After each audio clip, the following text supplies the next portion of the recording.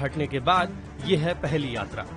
लेकिन 3888 मीटर की ऊंचाई पर स्थित बाबा अमरनाथ की 43 दिन की इस यात्रा पर स्टिकी बम का खतरा मंडरा रहा है।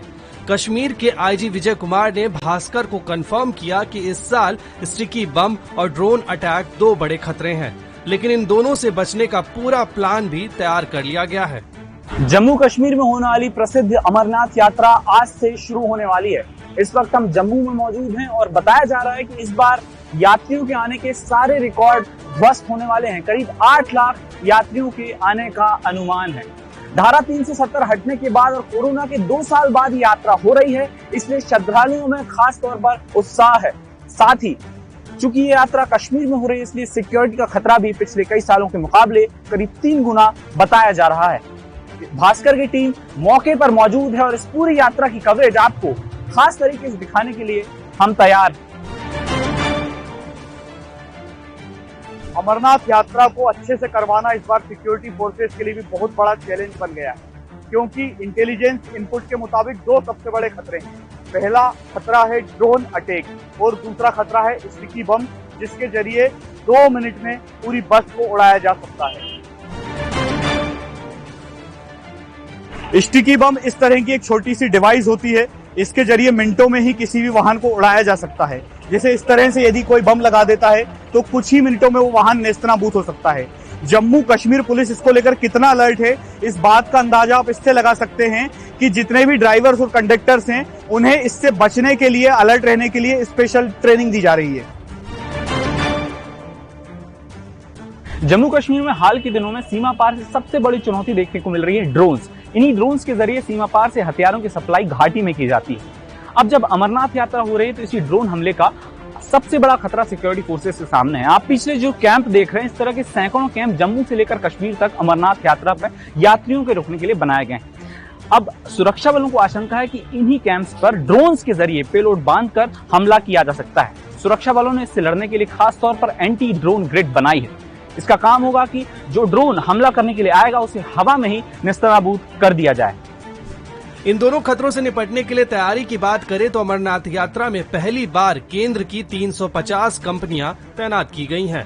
इनमें सेंट्रल आर्म्ड पुलिस फोर्सेस यानी कि CAPF के 40,000 से ज्यादा जवानों को तैनात किया गया है। आईजी विजय कुमार के मुताबिक यात्रा को 3 लेवल की सिक्योरिटी से कवर किया जाएगा। रोड ओपनिंग पार्टी के लिए CAPF और जम्मू कश्मीर पुलिस ने मिलकर तैयारी की है। सभी लिंक रोड्स भी पूरी तरह सिक्योर होंगे। यात्रा की निगरानी ड्रोन्स, CCTV कैमरे के जरिए कर रहे हैं। जरूरी ठिकानों पर शार्प शूटर्स की भी तैनाती है। NDRF, UTSDRF और MRT को भी क्रिटिकल लोकेशन पर तैनात किया गया है। साथ ही यात्रा में शामिल होने वाले व्हीकल्स और यात्रियों के लिए RFID टैग दिया गया है। जम्मू कश्मीर पुलिस के अलावा केंद्रीय बलों की 350 कंपनियां तैनात की गई हैं। वहीं बात करें कि कौन सी फोर्स कहां तैनात है तो आर्मी को पहाड़ों पर तैनात किया गया है। यात्रा में CRPF की तैनाती की गई है।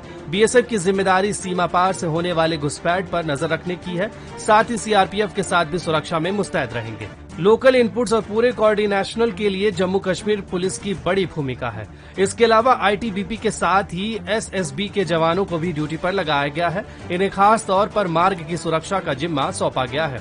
इसके अलावा अलग अलग ग्रिड को अलग अलग जिम्मेदारी भी दी गई है। पुख्ता सिक्योरिटी के लिए हर जिले को अलग अलग जोन और सेक्टर्स में बांट दिया गया है। जोन और सेक्टर के मुताबिक अफसरों की तैनाती की गई है। साथ ही इमरजेंसी के लिए क्विक रिस्पांस टीम का भी गठन किया गया है। अमरनाथ यात्रा की सिक्योरिटी पर एक्सपर्ट का कहना है कि इस यात्रा में असली चुनौती पहलगाम या बालटाल के बाद है।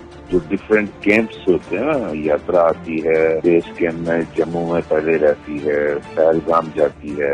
अगर रास्ता बंद हो जाए तो रामबन में या स्टॉपेज आ जाए, अटैक हो जाए, कुछ हो जाए, तो इस तरह पहलगाम से आगे फिर चंदनवाड़ी और दूसरे कैंप में आगे, तो उन सारी जगहों की जहाँ जहाँ यात्रा रुकनी है, उन कैंपों की सिक्योरिटी पर सबसे पहले इम्पोर्टेंट। 30 जून को बाबा अमरनाथ के पहले दर्शन होंगे। 43 दिनों तक चलने वाली ये यात्रा 11 अगस्त को खत्म होगी। सुरक्षा के चैलेंज जरूर हैं, लेकिन सिक्योरिटी फोर्सेज ने भरोसा दिलाया है कि पूरी यात्रा के दौरान परिंदा भी पर नहीं मार सकेगा। ऐसे ही तमाम वीडियोस के लिए बने रहिए हमारे साथ। चैनल को सब्सक्राइब करें और बेल आइकन को दबाना ना